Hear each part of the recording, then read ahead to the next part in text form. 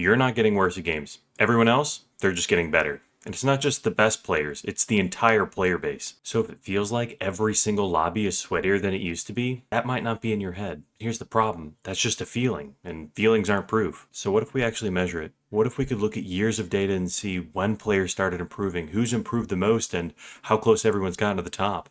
Hi, I'm Cameron, and I like to take things we feel like we have the answers to and just prove them one way or another. So today, we're going to be diving into one of the biggest games on the planet, World of Warcraft, and we're going to be answering one simple question. Have players gotten better? And if so, by how much? First, we need an understanding of what it is we can measure and what our time frame looks like. As this game is developed by Blizzard, a company dead set on making comparing your experience expansion to expansion nearly impossible from a raw numbers point of view, we're going to run into a few immediate barriers to our analysis. With a stat crunch happening about every 4 or 5 years, it's unrealistic for us to try to compare how big my number was then to how hard I'm hitting today. We can imagine the player base is a slinky. We have the worst players on one end and the best players on the other.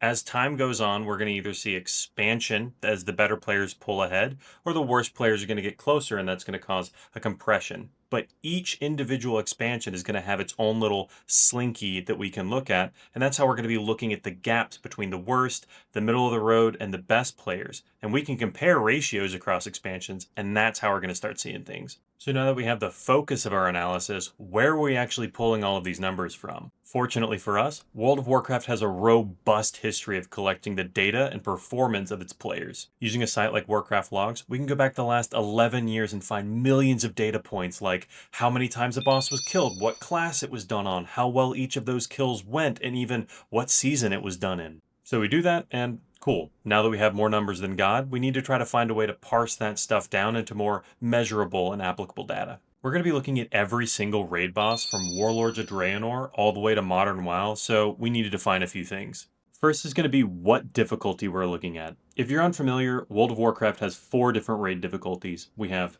Raid Finder, Normal, Heroic, and Mythic. Raid Finder and Normal difficulties are so easy that mechanically, you're almost never going to die quickly. And as a wise man once said, if I don't go from 100 to 0 in a single hit, it's a healer problem. For that reason alone, we can't determine which players are bad and which ones simply did the mechanics of the fight and thus lowered their damage output through movement. Heroic has similar issues, but it can be far more punishing boss to boss. Though the next issue of paid runs is a different story. In World of Warcraft, it's a very common practice for guilds to offer to anyone in chat willing to pay a high enough price the ability for them to just join the group and have them kill every single boss in the raid for you.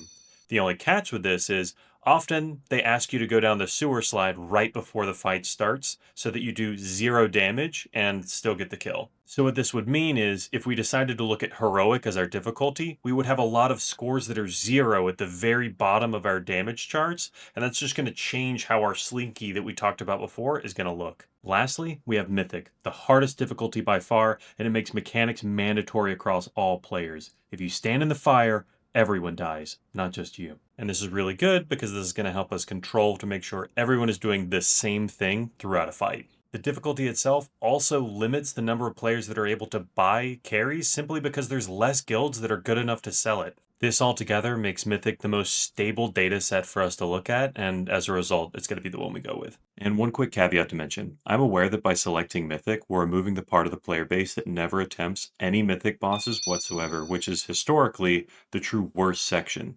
However, looking at the number of parses for the first few bosses of each raid, they constitute nearly 50% of all kills done in the raid overall, nearly every time. This shows that far more than just your rank 1 guilds are being represented in the dataset, while also controlling for the most reliable dataset possible. In regards to time frame, I'll be selecting the very first patch of a season when viable, because it's going to have the highest population of players attempting the raid, and the difficulty, unless Blizzard messes it up, will be appropriate for the item level that people have. Last, we have to decide who we're going to be looking at. So I decided to break the player base into one of 5 camps. I chose the bottom 10% to be the worst players.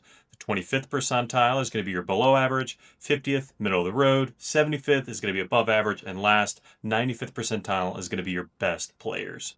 An important distinction to make whenever I've said averages multiple times here is we're not actually looking at an average, but rather quartiles, median, and a range. So all we've basically done is we've ordered on our Slinky from least to greatest all the numbers that we have, and we're just grabbing the number that's at the spot that we're talking about. So the worst is going to be 10th of the way through, middle of the road is going to be halfway through, and so on. We can now collect every percentile using these standards 5 times per boss for the next 189 bosses, and boom, we're done. 6 hours later, we have all the data that we're going to need. All right, now that we're looking at this wall of numbers, let's break down some of the math that we're about to see here. And before we do that, if numbers aren't your jam and you just want to get to the pretty graphs faster, jump to the time on screen and you'll be perfectly fine.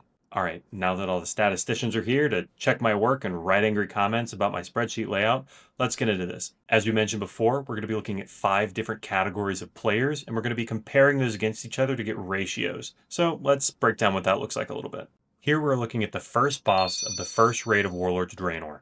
The bottom 10% of Arcane Mages did 46,861 damage per second on this boss, while the middle of the road players on the Arcane Mage did 69,553 damage per second. Dividing those numbers, we get a ratio of 67.37%. That means the worst mages are only about 67.37% as good as the average player on that specific boss.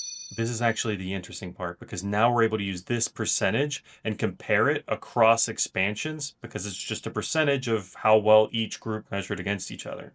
And we just extrapolate this out to every single class on every single boss. But it isn't time to average everything together yet. We still need to weight these classes, so we're looking at the actual number of kills that they're contributing to the boss. 24 different classes killed this boss, so if we were to just average everything out, each would contribute about 4% of the total kills on that boss. In reality though, Marksmanship Hunter accounts for 18% of the total kills on that boss, and Survival Hunter is only 0.04%. To correct for this, we're going to take the score we get for each class, and we're going to multiply it by the total number of parses that that class had on a boss, and then lastly, we're going to divide it by the total number of kills that that boss had. And then we're going to take all the scores that we got for each class on a boss and add them together. And then voila, we have a true weighted value for the entire boss. And finally, when we do this, we actually now have the data set that we're going to be able to plug into our graphs and figure out what the hell's been going on with the World of Warcraft player base over the years. And be able to answer the question on truly, are players more sweaty now than they used to be? So straight away when looking at this graph, you can see that the numbers in the very beginning are very volatile, and as time goes on, they start to vary less and less. And while it might be hard to see the change that's happening on a graph that looks something like this, we can use a slope or a trend line to see actually what's going on, whether or not we're improving, flatlining, or moving in any direction. And when we do that, we see something very clear. When compared to the best players, every group has improved over time. When we convert this into percentage growth per raid, the worst players come in at about 1.7%, which is the most, followed by 1.4%, 1%, and 0.55% from below average to above average, respectively. This means the worst players are improving relative to the best players at about a rate 3 times faster than above average players are. And I know, these numbers might sound small to you, but you have to remember, this is happening over an extremely long period of time and over a lot of raids. Kind of like working out every day. You're not going to notice the subtle changes in the moment, but over time, there are very big differences that you'll see. And when we look start to finish, that absolutely remains true here. Taking those initial values and comparing them to where we ended up, we actually see that the worst players improved by 42%, the below average ones 33%, middle of the road 22%, and the above average players improved by 12%. And going from worst to best, even a Wall Street bets trader would know that 42% increase is very good. But that raises another question. How are the other groups comparing against each other? Because it's one thing to say everyone's improving and another to understand how the gaps between them are changing. If we look at intergroup ratios like the worst players compared to below average players, we see something really important. That gap specifically is closing at the slowest rate of all, at only about 0.37% per raid. So here's what's actually happening. The worst players, they're not actually getting all that much closer together, but they are approaching everyone else at a pretty fast rate. This means the entire lower player base is improving together, almost like a very large chunk, as they close the gap between themselves and the average, above average, and even the best players. And if we look at our graphs, as time goes on, that improvement slows. This isn't because improvement stops, but there's just less gap for them to make up in general. So the gap from worst to best has shrunk dramatically from the very beginning, but the overall structure at the lower end of our player base hasn't changed all that much. And this actually tells us something extremely important about why all this is happening the way that it is. The improvements that we're seeing come largely from things that affect everyone equally. It's guides, add-ons, better information, optimized rotations, all tools that any player can just take and immediately improve with. As more and more players adopt them, the entire lower end gets pulled upward together. But the gaps between the worst and the below average players doesn't change all that much, which means the thing separating these players hasn't gone away. It isn't knowledge anymore. It's execution, reaction time, multitasking, awareness, and consistency. The human side of performance. The gap between a good player and an average player has never been smaller, shrinking from about 18 to 20% before to half that today. That margin is small, and that margin is everything. Because the things before that used to give you an edge no longer have an advantage. They're the baseline. Everyone has to have them. What separates players now is how well they can execute.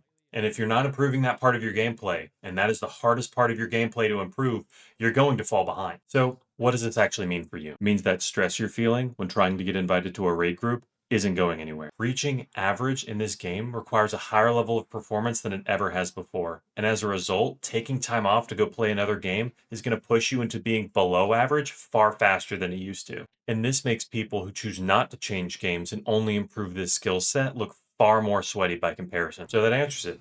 In World of Warcraft, players are absolutely better or more sweaty at the game than they used to be. But this leads to another interesting question, because if the players have improved, has Blizzard made World of Warcraft harder to combat this? Everyone says they have, but if so, how much exactly? If you want to see that breakdown or more like it, subscribe. And if you have a question on a game that you feel like you have the answer to, but just can't quite prove it, feel free to leave it in the comments below and I'll check it out. All right, that's it. See ya.